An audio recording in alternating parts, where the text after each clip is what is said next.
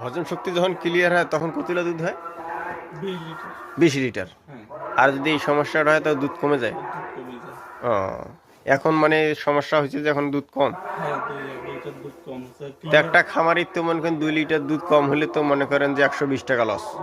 2 KG দুধের daily যদি 120 টাকা করে হয় তো গরু কম বেশি খাওয়ারও প্রায় হয়ে যায় হ্যাঁ, ঘাসটা। এতে 2 খামারে কিন্তু একটা মারাত্মক হিসাব, যদি আপনার গাভীর 2 কেজি 1 কেজি ডেলি দুধ কমে যায় তাহলে কিন্তু এটা লস।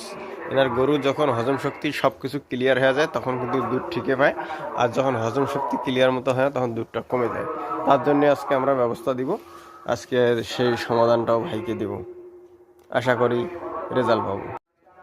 আমরা এই ওষুধটা দিব এই গাভীটাকে, এটাকে হজম শক্তি কম হয়, খাওয়ার রুচিটা কমে গেছে, এটা 50 গ্রাম করে ডেলি দিব।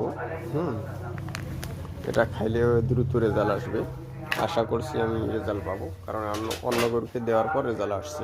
নিশ্চয়। এই গরুটাকেও দেবো, যেহেতু এটা এখন কয়দিন থেকে এরকম সমস্যাটা হয় ভাই? এই 3-4 দিন। 3-4 দিন থেকে না? তো সমস্যা নয়, এটা আজকে থেকে দিয়ে শুরু করি, তারপরে দেখি কি অবস্থা।